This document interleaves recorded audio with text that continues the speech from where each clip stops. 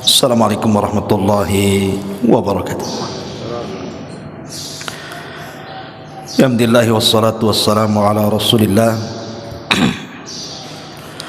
wa ala alihi wa sahbihi wa mawalah wa la hawla wa la quwata illa billahi wa ba'du.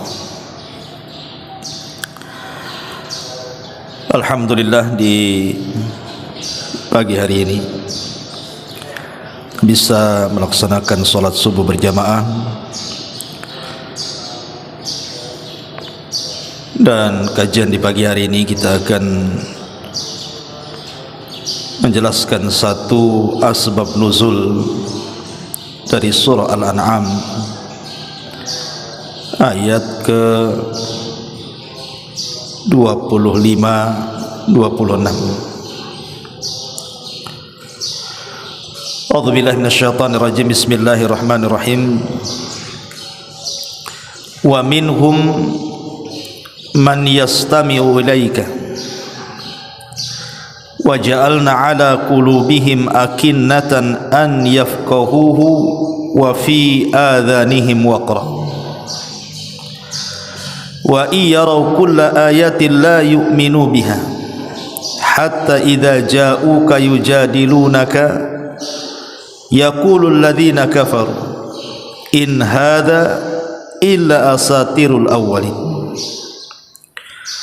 wa hum yanhauna anhu wa yan'auna anhu iyuhlikuna illa anfusahum wa ma yash'urun walau tara idh wuqifu 'alan nar faqalu ya waylana nuraddu wa lanukadziba bi ayati rabbina wa nakuna minal mu'minin bal bada lahum ma kanu yukhfuna min qablu walau ruddu la'adu lima nuhu anhu wa innahum lakadzibun.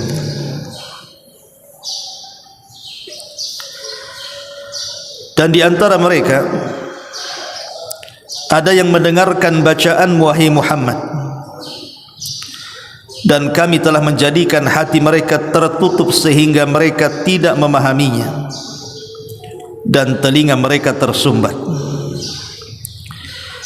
Dan kalaupun mereka melihat segala tanda-tanda kebenaran, mereka tetap tidak akan beriman kepadamu, sehingga apabila mereka datang kepadamu untuk membantahmu, orang-orang kafir itu berkata, Al-Quran tidak lain hanyalah dongengan orang-orang terdahulu. Dan mereka melarang orang lain mendengarkan Al-Quran, dan mereka sendiri menjauhkan diri daripada Al-Quran, dan mereka hanyalah membinasakan diri mereka, sedang mereka tidak menyadarinya. Dan seandainya engkau hai Muhammad melihat ketika mereka dihadapkan ke neraka, mereka berkata, seandainya kami dikembalikan ke dunia, tentu kami tidak akan mendustakan ayat-ayat Tuhan kami, serta menjadikan orang-orang yang beriman.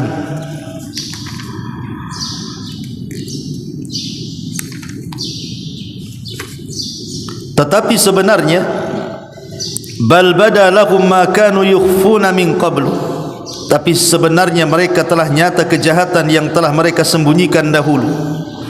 Seandainya mereka dikembalikan ke dunia, tentulah mereka akan mengulang kembali apa yang telah dilarang mengerjakannya.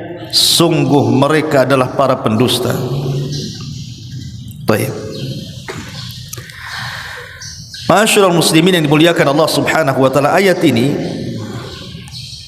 bicara tentang paman Nabi sallallahu alaihi wasallam, Abu Thalib. Satu hari diriwayatkan dari Al-Imam Al-Qurtubi rahimahullahu ta'ala dalam tafsirnya,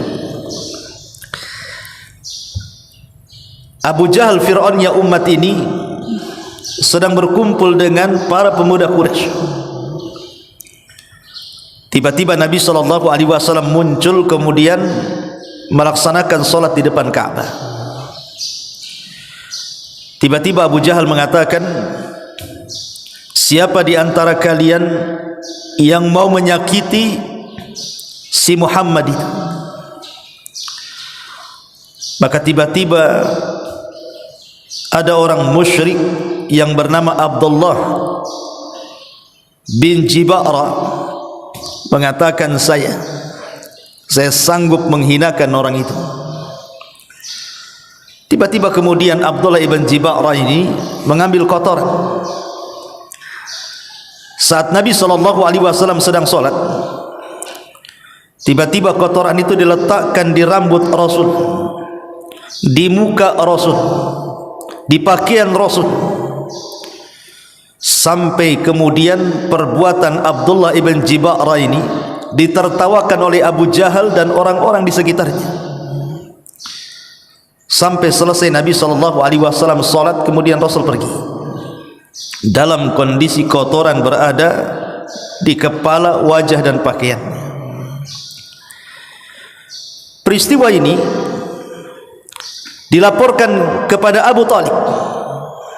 Nabi SAW menceritakan apa yang dilakukan Abdullah ibn Jiba'ra kepada dia.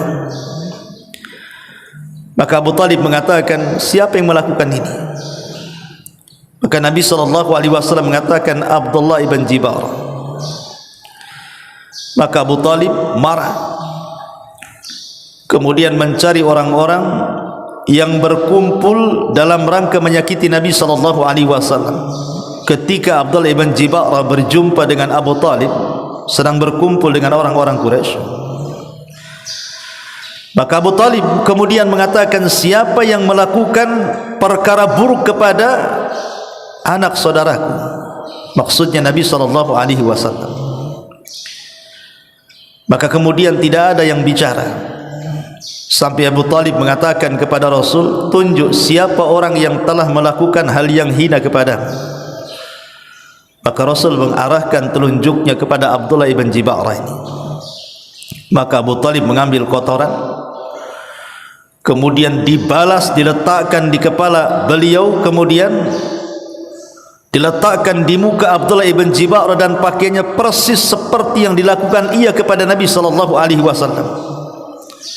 Kemudian selepas itu Abu Talib membawa Rasul kemudian pergi dari mereka, dan mereka tidak bisa berkata sepatah kata pun, karena tahu siapa kedudukan Abu Talib.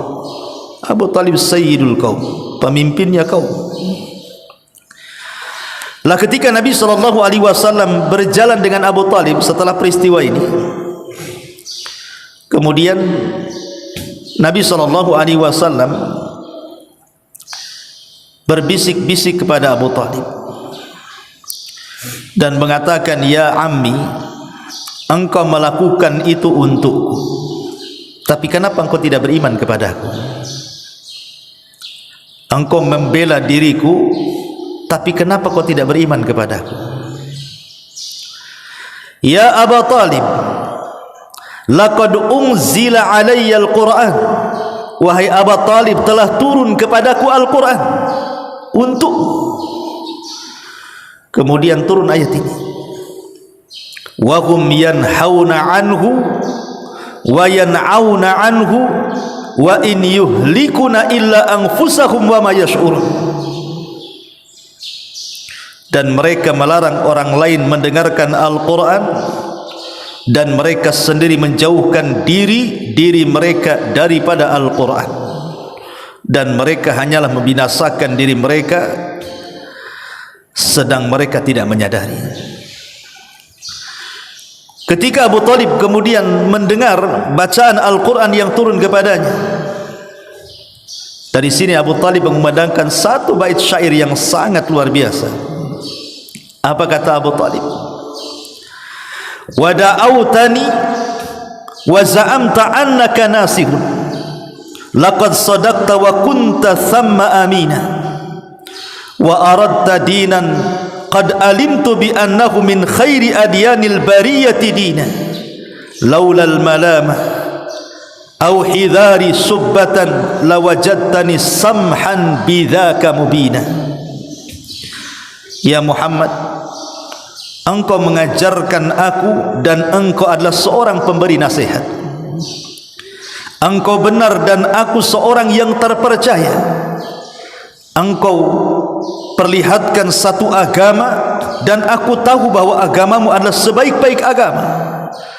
Kalau bukan karena cercaan atau cacian kaumku, pastilah engkau lihat aku terang-terangan menerima agamamu. Dari sini menunjukkan Abu Talib yakin dan percaya bahwa agama Nabi itu benar. Cuman kalau karena bukan celaan kaumnya, tentu Abu Talib akan masuk Islam. Tapi karena takut dicela kaumnya, Abu Talib pun tidak masuk Islam. Berarti yang menghalangi Abu Talib masuk Islam apa? Karena celaan kaumnya, takut dicela kaumnya, makanya dia tidak masuk Islam. Imam Ibn Ishaq, seorang pakar sejarah, menyebutkan kisah lain dari bait syair ini. Jadi ketika para pembesar Quraisy itu sudah jenuh mungkin dengan dakwah Nabi SAW, mereka pun rombongan datang kepada Abu Talib, kemudian mengancam Abu Talib dan mengatakan, ya Abu Talib, inna ibna akhik qad sabba alihatina wa saffaha ahlamana wa farraqa jama'atana. Wahai Abu Talib, anak saudara Musi Muhammad itu sudah kurang ajar. Dia sudah berani membodoh-bodohkan Tuhan-Tuhan kami, sudah berani membodoh-bodohkan agama-agama kami, bahkan sudah memporak-porandakan jamaah dan barisan kami. Kalau engkau tidak menghentikannya, kami yang akan menghentikannya. Terserah, kami yang menghentikan atau engkau yang menghentikan. Kalau tidak, maka kami dan engkau wahai Abu Talib akan menjadi musuh selamanya. Akhirnya Abu Talib melihat hal itu, keesokan harinya datang kepada Nabi SAW. Kemudian Abu Talib pun menceritakan tentang kisah bagaimana para pembesar Quraisy itu datang kepadanya. Maka Nabi SAW ketika itu hanya mendengarkan ucapan Abu Talib ketika mengatakan, abki ala nafsika ya bunay, la tuhammilni ma la uti. Seolah-olah Abu Talib ingin mengatakan kepada Rasul, cukup sampai di sini wahai anak saudaraku, jangan kau bebankan sesuatu yang aku tidak sanggup untuk melakukannya. Mereka sudah mengancamku dan mengancam dirimu. Maka Nabi SAW ketika itu sedih, disangka perjuangan Abu Talib membela dia cukup sampai di situ. Tetapi kemudian Nabi SAW menunjukkan bahwa dia memang seorang Nabi, dia harus menyampaikan ini kepada umatnya. Sehingga Nabi SAW dengan tegas mengatakan kepada Abu Talib, ala dha'fir riwayah, wallahi ya ammi, law wada'u syamsa fi yamini wal qamara fi shimali ma taraktu hadzal amr. Wahai pamanku, sekiranya mereka orang-orang kafir Quraisy itu membawa matahari kemudian meletakkan di tangan kananku, dan mereka membawa bulan kemudian meletakkan di tangan kiriku agar aku meninggalkan dakwah yang mulia ini, wallahi ma taraktu hadzal amr, demi Allah aku tidak mungkin meninggalkan dakwah yang mulia ini. Dari sini Abu Talib melihat kesungguhan Rasul, akhirnya luluh hatinya. Kemudian dia mengatakan, idhhab ya ibna akhi fakul ma ahbabta fa wallahi la usallimuka li syai'in abada. Kalau itu tekadmu hai anak saudaraku, lakukan sekehendakmu, ucapkan sesuka hatimu, saya akan tidak mungkin saya serahkan dirimu selamanya kepada mereka. Sejak itu Abu Talib membela Nabi SAW habis-habisan, sampai pada waktunya akhirnya kemudian orang-orang Quraisy tidak bisa menyentuh Nabi karena ada Abu Talib masalahnya. Akhirnya mereka pun melakukan pemboikotan Bani Hashim. Bani Hashim diboikot oleh 18 kabilah Quraisy. Tidak boleh bercampur dengan Bani Hashim, berjual beli dengan Bani Hashim, menikah dengan Bani Hashim. Mereka betul-betul dibaikot, sampai karena tidak ada pasokan makanan kepada Bani Hashim, sampai di antara mereka kelaparan dan sebagian mereka memakan dedaunan dan rerumputan. Dari sini harta Khadijah habis untuk memberi makan Bani Hashim dalam pemboikotan 3 tahun itu. Sampai akhirnya setelah pemboikotan ini berlalu 3 tahun, kemudian Quraisy mencabut itu. Akhirnya Abu Thalib pun sakit parah karena 3 tahun memikirkan kaumnya dan juga Nabi SAW. Abu Thalib pun sakit parah. Lah ketika kemudian Abu Thalib ini sakit parah dan mendekati ajalnya, Sa'id ibn Musayyib radhiyallahu anhu menceritakan, lamma hadarat Abu Talib al-wafatu, ketika wafat sudah mendatangi Abu Talib, maka ketika itu datanglah para pembesar Quraisy, di antaranya Abu Jahal, kemudian Abdullah ibn Umayyah, kemudian juga ayahnya daripada Sa'id ibn Musayyib al-Musayyib. 3 orang ini datang kepada Abu Talib, al-Musayyib, Abu Jahal dan Abdullah ibn Umayyah, ingin menjenguk Abu Talib ala kufrihim, padahal mereka kafir. Di samping Abu Talib ini ada Nabi, dan sebelahnya ada 3 tokoh Quraisy. Nabi SAW paham bagaimana perjuangan Abu Talib dalam rangka untuk memperjuangkan dakwah Islam yang luar biasa, walaupun dia tidak masuk Islam. Tapi perjuangan Abu Talib itu dicatat dalam sejarah, dan dia manusia yang paling menyayangi Rasul, sebagaimana Rasul juga sangat sayang dengan Abu Talib. Rasul tidak mau Abu Talib itu mati kafir masalahnya. Sayang perjuangan yang cukup melelahkan sampai pemboikotan 3 tahun ini tidak bisa dibayar dengan kekufuran. Sehingga Nabi SAW ingin kalau seandainya pamannya Abu Talib ini masuk Islam. Makanya detik-detik wafatnya Nabi SAW berusaha untuk membisikkan di telinga Abu Talib dan mengatakan, kul ya ammi kalimatu la ilaha illallah, wahai pamanku, ucapkan kalimat la ilaha illallah, kalimatun uhajubika indallah, satu kalimat yang aku akan berhujah di hadapan Allah. Tetapi Abu Talib tidak kunjung mengucapkan kalimat ini, justru melirik kepada teman-temannya. Dia melirik Abu Jahal, melirik Abdullah ibn Umayyah dan Musayyib. Tiba-tiba kemudian Abu Jahal menyaut dan mengatakan, atarghabu an millati Abdul Muttalib ya Abu Talib, apakah engkau akan mengucapkan kalimat itu dan kau benci agama kakekmu Abdul Muttalib? Akhirnya saling saut-sautan antara kalimat tauhid dengan kalimat kekufuran.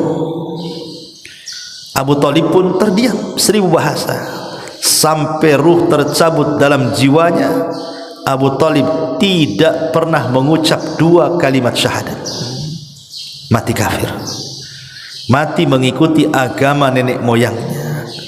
Berhasil apa yang dikehendaki oleh Abu Jahal dan juga kawan-kawannya, menghalangi Abu Talib dari hidayah. Dari sini Nabi SAW sedih luar biasa. Bagaimana tidak sedih? Abu Talib itu ayah angkat Nabi. Dari usia 8 tahun Rasul sudah di rumah Abu Talib. Abu Talib yang memberi makan Rasul, mendidik Rasul, sampai akhirnya Rasul menikah dengan Khadijah, sampai akhirnya Rasul diangkat jadi Nabi, dan Rasul tidak lepas dari Abu Talib. Tahu jasanya besar, sehingga wajar kalau seandainya Nabi SAW kemudian setiap malam berdoa kepada Allah agar Allah mengampuni dosa-dosanya. Tetapi apa yang terjadi? Allah Subhanahu wa ta'ala turunkan ayat, ma kana lin nabi walladzina amanu an yastaghfiru lil musyrikin walau kanu ulil qurbah. Tidak layak bagi seorang nabi dan orang-orang yang beriman memintakan ampun akan dosa orang-orang musyrik walaupun mereka kerabat dekat. Ketika turun ayat ini, terhalanglah niat Rasul, terputus niat Rasul yang ingin meminta kepada Allah agar Allah mengampuni dosa Abu Talib. Turun ayat ini pula, dilarang, tidak boleh. Dari sini kemudian Allah Subhanahu wa ta'ala tegaskan kepada Rasul, innaka la tahdi man ahbabta walakinnallaha yahdi man yasha. Hai Muhammad, engkau tidak mungkin mampu memberikan hidayah kepada orang yang kau cintai, karena Allah lah yang memberikan hidayah kepada orang yang dikehendaki. Secinta apapun Rasul kepada kerabatnya, kepada keluarganya, bahkan kepada ayah angkatnya Abu Talib, tetap saja hidayah itu di tangan Allah, bukan di tangan Rasul. Kalau hidayah itu di tangan Rasul, tidak ada satupun orang Quraisy itu kufur, pasti semua beriman. Tetapi karena hidayah itu di tangan Allah, kalau mungkin Abu Jahal tidak masuk Islam wajar karena memusuhi Nabi, tapi Abu Talib kan tidak wajar kalau tidak masuk ke dalam Islam karena tahu perjalanan kehidupan Nabi. Tapi begitulah takdir, sudah ditakdirkan kepada Abu Talib harus mati dalam kondisi kafir dan tidak masuk Islam. Sampai satu hari Nabi SAW sedang duduk-duduk bersama Abbas ibn Abdul Muttalib, pamannya. Dan di antara paman Rasul yang masuk Islam cuma dua, Hamzah dan Abbas. Sementara Abu Lahab dan Abu Talib kafir dua-duanya.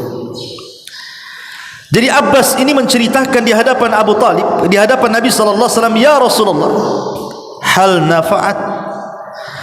nafa'ta Aba Talibin bi syai'in fa innahu kana yakhutuka wa yubghidu laka.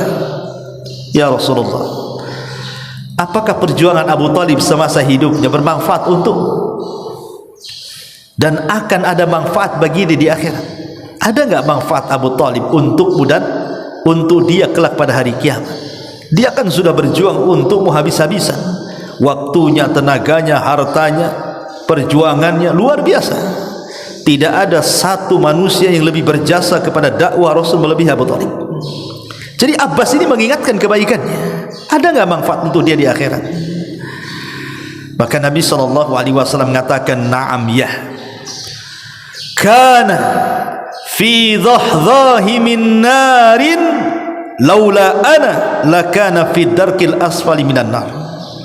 Kata Rasul, ya, Abu Talib itu harusnya digulung ombak neraka. Tapi kalaulah bukan karena aku, kata Rasul, tentu dia diletakkan di intip neraka yang paling dalam. Kemudian kata Nabi SAW, ahwanu ahlin nari adzaban Abu Talib wa huwa munta'ilun bina'laini yaghli minhuma dimahu. Seringan-ringannya penduduk neraka, siksaannya adalah Abu Talib. Ia memakai dua sandal neraka, tapi cukup mendidihkan otaknya. Dari sini kita tahu bahwa di antara syafaat khusus Nabi SAW kepada orang kafir hanya satu orang, Abu Talib. Satu-satunya orang kafir yang diringankan azabnya pada hari kiamat hanyalah Abu Talib. Ketika manusia berada di gelombang api neraka, Abu Talib tidak diletakkan di situ, tapi Abu Talib diletakkan di neraka yang nerakanya hanya sampai tumitnya saja, atau dengan kata lain sandalnya neraka, tapi itu cukup mendidihkan otaknya, kata Nabi. Ma'asyiral muslimin yang dimuliakan Allah Subhanahu wa taala, lihat asbab nuzul daripada surah Al-An'am ayat 26, 25, 26 dan seterusnya ini. Di sini Allah Subhanahu wa taala mengatakan, wa minhum man yastami'u ilaika wa ja'alna 'ala qulubihim akinnatan an yafqahuhu wa fi adhanihim waqra wa iyaraw kulla ayatin la yu'minu biha hatta idza ja'uka yujadilunaka yaqulu alladhina kafaru in hadha illa asatirul awwalin. Dan di antara mereka ada yang mendengarkan bacaan wahai Muhammad, dan kami telah menjadikan hati mereka tertutup. Ingat waktu saya cerita kepada antum kisah tentang Abu Jahal, kemudian Abi Sufyan, dan salah satu tokoh Quraisy, saya lupa namanya. 3 tokoh Quraisy ini malam-malam hari selalu mencari-cari Nabi SAW di mana Rasul sedang sholat malam. Abu Jahal, Abu Sufyan, dan Akhnas ibn Syurek kalau tidak salah. Jadi 3 pembesar Quraisy ini selalu mencari-cari jadwal sholat malam Nabi setiap malam, tapi tidak ada koordinasi satu dengan yang lainnya, sendiri-sendiri. Jadi kalau mereka mendengar Rasul sedang sholat di sana, mereka langsung ke sana, dan mereka semalam suntuk mendengar apa yang dibaca Nabi SAW, dan mereka merasa lezat dengan itu. Artinya Abu Jahal itu kalau malam hari suka dengan Quran, tapi kalau di siang hari memusuhi Al-Quran. Makanya di sini Allah katakan, dan di antara mereka orang-orang kafir itu ada yang mendengarkan bacaan Al-Quran yang dibaca Muhammad, dan kami telah menjadikan hati mereka tertutup. Mereka dengar Quran tetapi hati mereka tertutup, karena malamnya mendengar Quran, siangnya pula memusuhi Quran. Sampai satu hari Akhnas ibn Syurek ini mencoba berdialog 4 mata dengan Abu Jahal, Amr ibn Hisham, Fir'aunnya umat ini. Dia mengatakan, ya Amr, ya Aba Jahal, bagaimana pendapatmu tentang Muhammad itu?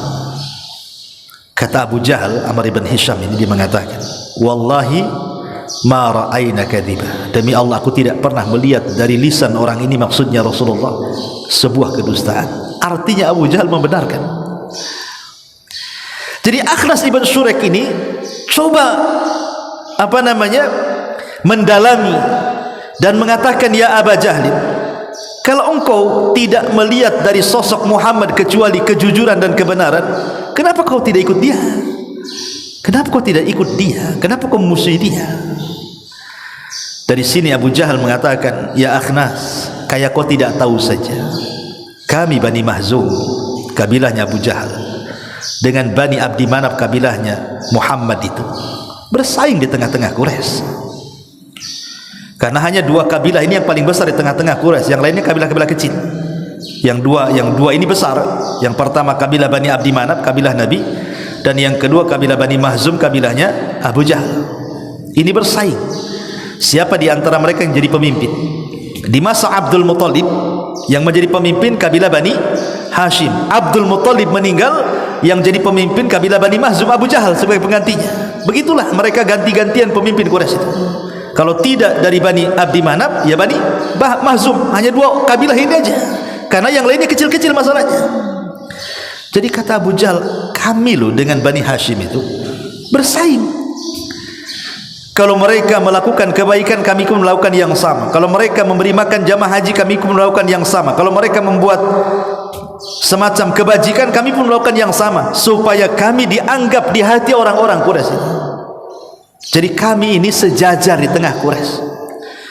Tiba-tiba orang-orang Bani Hashim mengatakan, kami punya nabi, kalian tak punya nabi. Kira-kira apa jawaban kami? Apa kami katakan kami juga punya nabi? Nabinya mana? Kalau kami akui kenabian Bani Hashim, sementara kami Bani Mahzum tidak punya nabi, berarti kedudukan kami sudah tidak sama lagi. Tentu kedudukan kami di bawah Bani Hashim. Kami tak mau. Kami harus sama dengan Bani Hashim. Makanya supaya sama antara Bani Mahzum dengan Bani Hashim, kami dustakan kenabiannya, supaya sama-sama tak punya nabi. Dari sini kita tahu yang menghalangi tidak masuk Islamnya Abu Jahal apa? Hasad dan takabur. 2 perkara inilah yang menghalangi hidayah. Orang kalau sudah hasad, orang kalau sudah sombong, susah dapat hidayah. Buktinya Abu Jahal, dia sudah tahu kerasulan dan kenabian Muhammad SAW, tapi karena mempertahankan jabatannya dan kedudukan kabilahnya, dia tolak itu. Padahal Nabi SAW pernah berdoa kepada Allah, Allahumma A'izzal Islam bi umaraini. Ya Allah, muliakan Islam dengan dua Umar. Maksud dua Umar di sini, satu Umar bin Khattab, satu Abu Jahal. Tapi Allah hanya kabulkan satu, Umar ibn al-Khattab, dan tidak dikabulkan Abu Jahal, justru jadi musuhnya. Makanya Allah katakan di sini, dan di antara mereka ada yang mendengarkan bacaan wahai Muhammad, dan kami telah menjadikan hati mereka tertutup sehingga mereka tidak memahaminya, dan telinga mereka tersumbat. Dan kalaupun mereka melihat segala tanda kebesaran, mereka tetap tidak beriman. Orang-orang Quraisy ini datang kepada Nabi SAW dan mengatakan, "Hei Muhammad, kalau engkau seorang nabi, bukankah setiap nabi itu bawa mukjizat?" Kata Rasulullah SAW, "Ya, setiap nabi itu punya mukjizat." Kata orang-orang Quraisy, "Kalau begitu, tunjukkan mukjizatmu kepada kami." Kata Nabi SAW, "Apa yang kalian hendaki?" Maka orang-orang Quraisy menunjuk bulan dan mengatakan, di langit ada bulan, kau belah bulan itu jadi dua, katanya. Bayangkan, meminta membelah bulan. Kalau belah roti enak, belah bulan ini gimana caranya? Tapi Nabi SAW menolak, tidak menolak. Nabi SAW kemudian berdoa kepada Allah. Setelah melaksanakan 2 rakaat solat, dia berdoa kepada Allah, kemudian telunjuknya mengisyaratkan ke bulan dan mengatakan, "Belahlah wahai bulan." Akhirnya tiba-tiba bulan terbelah jadi 2, ikhwan. Yang satu tetap di porosnya, yang parohannya itu turun persis di atas Jabal Abi Qubais. Jabal Abi Qubais yang jadi sekarang jadi istana kerajaan, di atasnya. Ini tanda langit, artinya semua orang lihat. Kalau Nabi Musa ketika membelah lautan kan tidak semua orang lihat, karena pandangannya ke depan. Tapi kalau bulan kan ke atas, semua bisa lihat. Sehingga kemudian orang-orang Quraisy yang minta agar bulan terbelah menjadi 2 ini mengatakan, itu paling sihir si Muhammad saja, paling kami saja yang tersihir. Kami tidak percaya sebelum rombongan dari Syam datang. Tunggu dari Syam datang, kita tanya mereka. Kemudian setelah datang beberapa hari setelahnya, rombongan yang datang dari Syam, yang mereka pulang dari jual beli berniaga, ditanya, "Apakah pada hari kemarin tanggal sekian, bulan sekian, kalian melihat ada fenomena aneh bulan terbelah menjadi 2?" Maka para musafir ini mengatakan, "Ya, saat itu kami melihat bulan terbelah menjadi 2." Artinya kan ini mukjizat, karena orang Syam juga tahu, orang Mekah juga tahu. Tapi karena hati mereka sudah tertutup, apa yang dikatakan mereka? "Sungguh Muhammad sudah berhasil menyihir kami dan menyihir para musafir," katanya. Kan kurang ajar tuh. Kok bisa dia ngomong begitu coba? Dia berhasil menyihir kami dan menyihir para musafir. Naudzubillah. Makanya kenapa Allah katakan, dan kalaupun mereka melihat segala tanda kebenaran, mereka tetap tidak akan beriman. Sehingga apabila mereka datang kepadamu untuk membantahmu, orang-orang kafir itu akan mengatakan, "In hadza illa asatirul awwalin." Quran itu hanya dongeng-dongengan orang-orang terdahulu saja. Al-Walid ibn Mughirah adalah salah satu tokoh Quraisy yang sangat besar, melebihi Abu Jahal. Abu Jahal itu di bawahnya. Tapi ada tokoh Quraisy namanya Al-Walid ibn Mughirah. Itu orang yang paling ditokohkan di atasnya Abu Jahal. Orang paling kaya raya. Kekayaannya terbentang dari Mekah sampai ke Taif. Itu punya dia semua tanahnya, Al-Walid ibn Mughirah itu. Karena kekayaan di zaman itu dilihat dengan lebarnya, luasnya tanah dan perkebunan kurma. Itulah orang kaya. Cukup sampai di sini? Tidak. Al-Walid ibn Mughirah ini bukan hanya kaya raya, tidak ada yang menandingi kekayaannya, tetapi lebih daripada itu dia seorang pujangga Arab terkenal. Bukan hanya mampu melantunkan syair-syair Arab, sampai dia mampu melantunkan syair-syair dari jenis jin. Dia tahu syair-syair jin. Saya bayangkan, syair jin dia tahu. Sampai satu hari, karena dia seorang pujangga, ikhwan, perangkai syair, Ketika dia mendengar Nabi SAW diutus jadi Nabi dan Rasul dan membawa wahyu, dia penasaran dengan wahyu yang diwahyukan kepada Rasul. Dia tidak langsung datang kepada Rasul, tapi langsung datang kepada Abu Bakar. Kemudian mengatakan, ya Abu Bakar, bisa enggak kau perdengarkan kepadaku wahyu yang turun kepada Muhammad itu? Maka Abu Bakar pun membacakan beberapa ayat Al-Quran di hadapan Al-Walid ibn Mughirah. Ingat Al-Walid ibn Mughirah ini ayahandanya siapa? Ayahandanya Walid, Khalid ibn Walid. Anaknya itu namanya Khalid ibn Walid. Maklum Khalid ibn Walid, seorang pejuang Islam kan itu ya, nggak pernah terkalahkan walaupun belakangan masuk Islam setelah 7 Hijriah. Tapi ayahnya tokoh besar. Ketika Al-Walid mendengar Abu Bakar membaca Al-Quran, heran dia. Dan dia mengatakan, demi Allah, aku ini pakar syair. Aku tahu semua syair. Syair Arab, syair non-Arab, bahkan syair jin aku tahu. Tapi ini tidak masuk pada syair-syair itu. Indah sekali. Sampai akhirnya dia penasaran. Dia ingin langsung berjumpa dengan Nabi. Setelah berjumpa dengan Nabi SAW, dia pun ingin dibacakan ayat-ayat Al-Quran yang turun kepada Rasul. Rasul pun membacakannya. Sampai kepada Rasul mengatakan, membacakan surah Toha, fa'in a'radu anzartukum sa'iqatun misla sa'iqati adin wa thamud. Kalau mereka tidak berhenti dan terus menentang diriku, kata Rasul, akan datang petir seperti petir yang pernah meluluhlantakkan kaum Ad dan Thamud. Kata Al-Walid, hasbuka, cukup katanya. Ketakutan dia ya. Tersebarlah akhirnya isu bahwa Al-Walid masuk Islam karena dia memuji Quran masalahnya. Jadi Abu Jahal ini tidak terima. Wah, bahaya nih kalau sampai Al-Walid masuk Islam, habislah kata. Gimana dia punya kekayaan yang melimpah ruah, dia pun tokoh besar, dihormati, dihargai, diagungkan orang-orang Quraisy. Wah, bahaya nih. Datanglah Abu Jahal ke rumah Al-Walid. Kemudian mengatakan, sebenarnya bagaimana menurut wahai Walid tentang Muhammad itu? Malah dipuji habis. Abu Jahal ini tahu nih kelemahan Al-Walid ini. Wah, bahaya kalau dia sampai masuk Islam, bahaya. Akhirnya dia mengumpulkan orang-orang Quraisy dan ingin menjelek-jelekan Al-Walid supaya tidak dihormati lagi. Al-Walid pun takut kalau seandainya dia masuk agama Rasul, kemudian orang-orang Quraisy pun akhirnya tidak menghargai dia lagi, tak jadi masuk Islam. Subhanallah, bayangkan. Apa yang menjadikan Al-Walid tidak masuk Islam? Karena takut jabatannya hilang. Kalau Abu Jahal tidak masuk Islam karena hasad dan sombong. Kalau Al-Walid ibn Mughirah masuk Islam gara-gara takut jabatannya hilang. Kalau Abu Talib tidak masuk Islam gara-gara apa? Pertemanan yang jelek. Teman-temannya jelek semuanya. Dia takut dicela manusia, makanya tidak masuk Islam. Lihat, beragam orang tidak masuk hidayah kan di sini.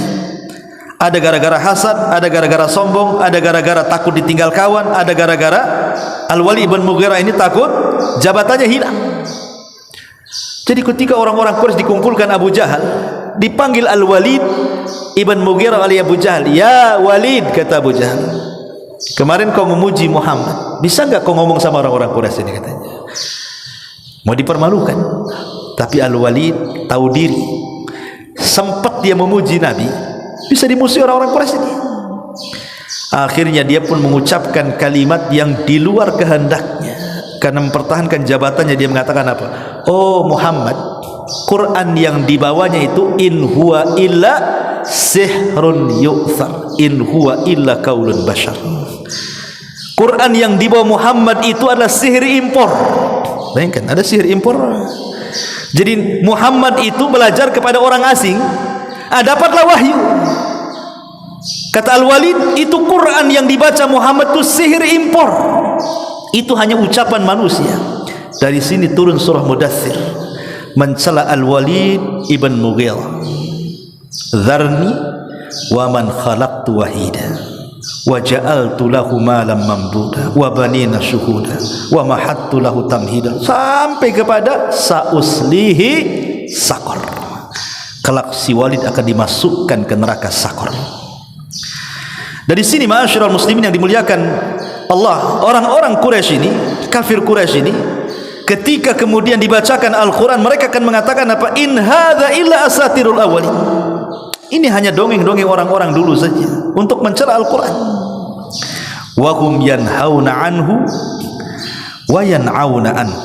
Dan mereka melarang orang lain mendengarkan Quran, dan mereka sendiri menjauhkan diri dari Al-Quran. Dan ini sudah saya jelaskan turun kepada Abu Talib. Ya, dia marah kepada Nabi SAW, kepada orang-orang Quraisy yang menyakiti Nabi, tapi tidak mau masuk ke agama Nabi. Itulah Abu Talib. Satu sisi dia tidak suka kalau ada orang yang menyakiti Nabi, tapi sisi lain Abu Talib tak mau pula masuk ke agama Nabi. Makanya Allah mengatakan wa hum yanhauna anhu wa yan'auna anhu wa yuhlikuna illa anfusahum wa ma yash'urun. Dan mereka hanyalah membinasakan diri mereka sendiri, sedang mereka tidak menyadarinya. Kemudian satu ayat lagi, walau tara idwukifu 'alan nar. Dan seandainya engkau melihat mereka, orang-orang kafir itu ketika dihadapkan di hadapan neraka, faqalu, mereka mengatakan, ya wailana nuraddu wa la nukadziba bi ayati rabbina wa nakuna minal mu'minin. Seandainya kami dikembalikan ke dunia, tentu kami tidak akan mendustakan ayat-ayat Tuhan kami, serta menjadi orang-orang yang beriman. Dan ini bentuk penyesalan orang-orang kafir kelak di neraka. Banyak penyesalan yang akan diucapkan orang-orang kafir di neraka. Apa saja? Ada sekitar 15 penyesalan yang dijelaskan dalam Al-Quran. Bagaimana orang-orang kafir sangat menyesal ketika di akhirat. Tapi waktu juga yang sangat singkat. InsyaAllah besok kita akan lanjutkan 15 penyesalan orang-orang kafir ketika mereka berada di akhirat. Subhanakallah bihamdika, asyhadu an la ilaha illa anta, astaghfiruka wa atubu ilaik. Allahu ta'ala alam. Assalamualaikum warahmatullahi wabarakatuh.